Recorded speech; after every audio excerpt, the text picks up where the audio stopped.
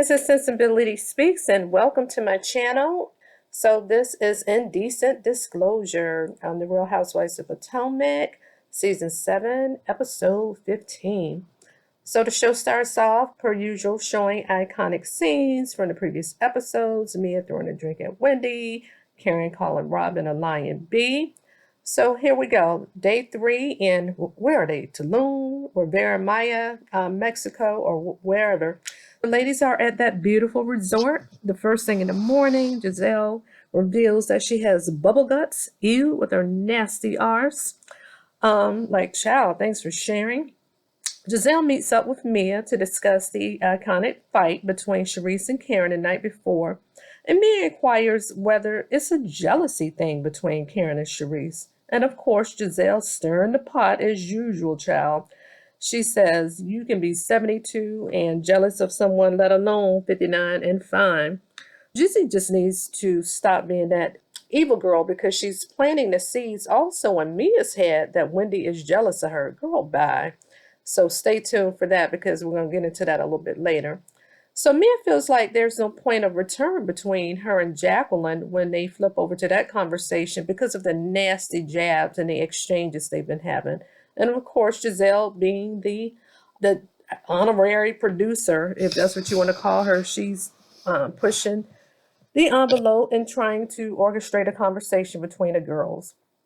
They go on to discuss having a bachelorette party for Miss Robin for the wedding that may never happen. Mia's all giddy to be a follower because she wants to help plan the event with the Green Eye Bandits. So she's a follower. So Robin calls her planner regarding the play wedding that she's having. She wants a private ceremony devoid of any pomp and circumstances. Her words, not mine. Anyway, Karen compliments Ashley on doing such a great job.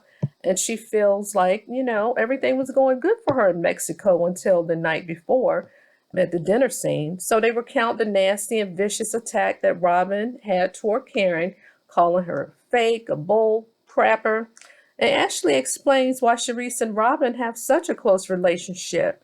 Because thinking back, I guess Charisse helped Robin through her divorce, and plus Charisse's ex-husband was a head coach for the Washington Wizards, and Juan I think he played for the Wizards, child, don't get me the line. But of course, Karen doesn't want to discuss Charisse and pivots to Robin's fake wedding. So Karen feels like Robin is sacrificing her and throwing her under the bus for Charisse, and she is, for some type of fake loyalty. So basically, no one can be at the wedding, not even her mom or family or the ladies of the group. Woo child. Karen drops that bomb stating that she knows a lot about Robin Dixon, to include Juan's other woman. Bam, bam, bam, bam, bam. Shots fired by the Grand Dame. Yes, ma'am. Special Potomac Union. Laugh my butt off. But allegedly, she says that the lady looks like her. She's a mature older woman, and they always meet in Georgetown, holding hands. Child, I can't. And of course, Ashley, listening intently, child, she ready to take that bone and devour it and spit it out and tell all the girls, child. And she admits in her confessional it's a possibility that it could be true because, Juan is known, allegedly, to have a wandering eye. So Karen wants to table the conversation to later. She just wants her and Robin to talk about it, child. That ain't going to happen. She wants them to talk woman to woman. And I'm laughing because production is so shady. They flashed over to when Robin had her finger all up in Ashley's face. She don't play about her man, child. So Ashley can't hold water, so she immediately runs over to Wendy and Candace and tells them, child, I got some news. I was having a conversation with Karen, and she dropped some really heavy information on me. So they playing a game of Clue. Wendy says Ashley can't hold water. She like a refrigerator. My word, she can't keep it. So anyway, she lives to be in other people's business. So all the ladies, they load on the bus because they're about to go shopping. Supposedly the Sprinter has some quesadillas on it. And Giselle is the first one to be like, I'm like, bitch, you greedy ass. You're going to eat it all up, all hungry. So that's why you got bubble guts now. Let's see. Robin has a game of some shady questions, and she says, who's most likely to speak to a manager at a restaurant? Of course, Giselle, with her greedy ass. She's greedy as fuck, so that would be her. All of the ladies admit to watching dirty movies. I'm like, ugh, they could have kept that to themselves, child. They show a little excerpt of Candace's video with Trina. She said it will be out next month. Can't wait. So the girls are shopping. They get dropped off in a little shopping area. So they're shopping from everything to clothes, to jewelry, to dream catchers. So Mia, with her shady ass, tells Wendy when she suggested that they all get friendship bracelets. She's like, child, why? We ain't all friends. Oh, that's so shady. So, child, Ashley could not wait to get Robin by herself. And she just commences to telling her, child, I was talking to Karen, and she says that Juan has a girlfriend. And Robin, she finds it hilarious, like, what? Just fakely laughing, child. We know what bothered her because she immediately got on that damn cell phone to clear it up. So she calls Juan. He flew off the handle yelling, child. When men are guilty, they'll try to deflect and get mad and all this.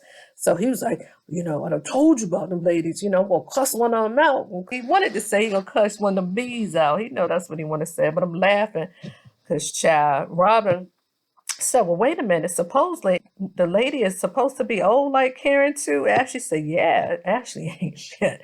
So Robin feels all the love and support was bull crap that Karen showed her whenever they talk about her upcoming nuptials that will never happen, the never ever wedding. So switching over, the ladies are about to have lunch, which is translation for the Last Supper, child. Every time they get together to eat, it's always when the mess starts. So now here comes Candace telling the ladies that Ashley told them that Karen dropped the bomb. I said, oh, child, they can't keep nothing. So while Ashley and Karen, they go to the restroom, and that's just so convenient that they're both absent from the table because they always got a pee, child. So the ladies commits to talking mess about Karen like a dog. Well, not the ladies, Robin. So the ladies get back to the table. Karen and Robin go at it, child. So Robin feels like Karen has always been a fake mean girl. Karen feels like that Robin is attacking her integrity, needlessly. So further saying that she always felt like she stood by Robin. And she said, you kept your secrets. So Giselle, needing a moment, defends her sidekick because she doesn't feel like Robin has to prove shit to Karen because, Karen's like, you need to prove to me, when are you going to have this wedding and blah, blah, blah. She's like, she doesn't have to prove anything to you. So the producers are shady as hell because they flash over to all the times that Karen has inquired about. So when are you and Wanda getting married? So when are you and Wanda getting married? So when are you getting married again? So that's so funny. Robin, mad as hell. She said, you know what? We ain't finna do this. So she pulls out her cell phone. She was like, look, y'all, look at her. She was in Vegas and she was with some blue-eyed man and he was wearing a Redskins jersey. And then and Cameron's like, let me see. She's like, nope. So she goes around and she shows everybody this damn picture. I think Candace or one of them said, well, it's the back of her. How we know that's her? And here go Robin in the confession. We know that's her crusty feet. We could tell it's her, child. Anyway, so supposedly just somebody sent Giselle the picture. I'm just like, you know what? They could have photoshopped any damn thing. So I'm cracking the hell up at Karen telling Robin, it's me protecting your man, Juan. She said, because Robin is like, well, wait a minute, he gonna cuss you out. She said, I don't know what the fuck for, because I protect all his secrets. I gag, child. Oh, child. Anyway, so they flash back to a reunion because Karen said, remember when Andy Cohen had asked about threesomes? I guess they flashed back at a reunion and Robin was like, no, I ain't into no threesomes. And here go Juan with his old child. I was about to say something. But anyway, he was like, yeah, we got to keep things spicy. Ha, ha, ha, ha. So anyway, Karen knows she ain't shit talking about Juan. Squeeze her real tight, child. So remember, I think earlier in the season, she had told Giselle or a group of ladies, she was like, well, one of the men, and it wasn't Michael Darby, has squares her so tight that her breast went back to her backbone. Child, she said it was Juan. And I'm just like, and she said this to the table, and the whole table was flabbergasted because basically she's alleging that Juan wants her to be the third person, I guess, in the threesome. And then the production, oh, they so shady. So they show a picture of them hugging it out. I guess you know how you do a church hug. So Juan and Karen were hugging. Child, that's the way you would hold your grandma and your mammy or somebody. But anyway, and so the confession of Giselle, she's like, oh, this lady's so egotistical. I'm like, girl, bad. So on a sad note, I love Candace's hair. I was like, okay, that bob is bob, and I like that little ginger brown color. But anywho, just had to throw that in. So Giselle knows she ain't nothing. So she was like, child, we got to toast to these receipts. The phone has the receipts and blah, blah, blah. I'm like, no, child, that is the Grand Dame's line. Jamal lives in the phone. So don't be trying to steal her shit with your unoriginal R's. So here comes Giselle's with being a fake honorary producer again, trying to get Mia and Jacqueline to talk. So now we segue into another messy conversation. So Jacqueline, she doesn't want to talk about it. She's like, no, no, this is not the time or place. Mia tells her, well, shut up. I'm like, oh, child. I'm like, did you have to come at her like that? Oh, Lord. So Jacqueline told her, you know what? Our friendship, it doesn't matter to you. And it never did. And she was like, my mom took you in and all this stuff. And basically, I held you down and defended you against the fake cancer storyline. Child through the fake hand, but with her possibly having a nodule that could have been cancerous, but turned out not to be. So she was like, I defended you against these messy chicks. So Jacqueline is upset. She started to cry and saying again that we were there for you and all this. She was just like, my mom took you in. You were just a child. She was just like, speaking of mother, she was like, this is Mia, I spent Mother's Day with your mom. Where were you? Ooh, child, why'd she say that? So she stormed off. She was hot as fish grease. She got up and walked off. So, Mia is just beyond despicable. She's just the worst because I don't know. She has some sort of weird obsession with trying to son Jacqueline. I don't know what that's about. I think she may be jealous of the fact that Jacqueline has a village. She has a supportive family who loves her. And we know Mia's background. It's not her fault, albeit unfortunate that her mom, had a substance abuse issue. But I think she's jealous of that girl. I don't know. They just have a weird friendship. But I like Jacqueline. So anyway, I agree. Candace said that the sister fighting is deep. This shouldn't be done in front of us. I don't believe Mia when she said to the ladies at the table, she was just like, well, she's always like this. None of my friends like her. I was just like, girl, bye. No, you don't want your friends to like her. I don't know what it is. It's some type of jealousy. She just wants that girl to be like her lap dog, beneath her like a toady. I don't know what that is, but something ain't right with her.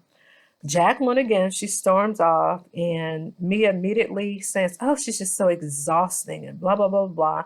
So now that Jacqueline's gone, they make a beeline over to the whole Wendy conversation. Because remember, Giselle, planted that seed. Well, you guys need to have a talk. And so now she approaches Wendy. She's like, yeah, I just want to talk. I've always had a soft spot for you. And, I think you're beautiful and successful. And you have an amazing husband and three beautiful children. And so she gets teary eyed. I'm like, oh, Lord, she's so full of it. And she tells Wendy, I don't want you to dislike me because of your insecurities, girl. Because you remember Giselle had told her that she thinks that Wendy's jealous of her. And I don't know if Mia necessarily would have thought that. I don't know. She's a dimwit. She may have thought that. But I think it's a colorist thing because we know Wendy got a gazillion degrees. Shout out to her, just doing her thing. She has all her accolades, beautiful family, got it going on. What does she have to be jealous of Mia about, right? And so I think low key, Giselle ain't saying it. She's trying to purport that Wendy may be jealous of her looks, which is bullshit. Giselle is a colorist child. I'm just like, girl, stop. So anyway, I'm glad that Wendy caught the shade. She was like, no, insecurities. Insecure about what? So anyway, she took the apology. They're going to shelf the conversation to later. Oh, child. Mia's just so shady. Shady, shady, shady. So meanwhile, we go over to Jacqueline. She's sitting at the bar. She's still visibly upset. The ladies go over to console her. You got Candace, I think it's Wendy, Sharice, and Ashley. But who's absent, child? Selfish ass Robin and Giselle. They don't care. They could care less about that girl being upset. Anyway, she's just in tears. She's just like, I don't want to be near her. I don't want to sit near her. Everyone agrees because they're heading back to the Sprinter to go back to the resort. You sit in the front, she sit in the back, blah, blah, blah. So we switch over to Wendy knocking on Mia's door because they're going to have their talk now, right? They cordially greet each other. Hi, beautiful. Hi, beautiful. Hi, gorgeous, blah, blah, blah. Wendy compliments the fact that her room is clean and neat, kind of like how she is. She can relate because that's her zhuzh as well. So Mia tells her that she does like her, but she doesn't understand where they went wrong. Girl, are you serious? But you threw a whole drink in her face. Why you think she don't like you? Well, I don't want to say why she don't like you, but how she feels away. That's where you went wrong because you were being a toady for Giselle and Rob, and you were showing off and talking about the whole Peter thing. You let the ladies use you. But anyway, so they acknowledge that their husbands like one another. They're laughing, and Wendy's like, "Girl, I got a fake booty. You got a fake booty. You're gorgeous. I'm beautiful." Anyway, so they hug it out. But child, Wendy, you need to keep your good eye on her, okay? Because you can't trust this chick with her line. But they switch over to a dinner scene, another Last Supper scenario. This is at their last night in Tulum. Ashley's always team too much, TMI. She's just like, oh, my dress, it opens all the way up to my private area. I'm like, girl, oh, anybody ask you all that? So anyway, I guess dinner must have went well. This is the end of the dinner that they're filming. They're all laughing like, ha, ha, ha, ha, ha, like hyenas.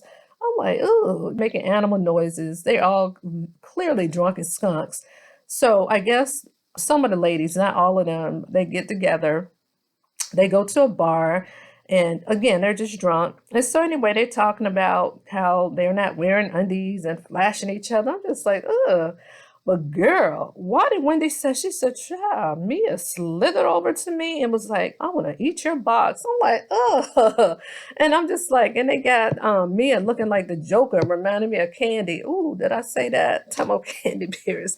I was like, oh, anyway.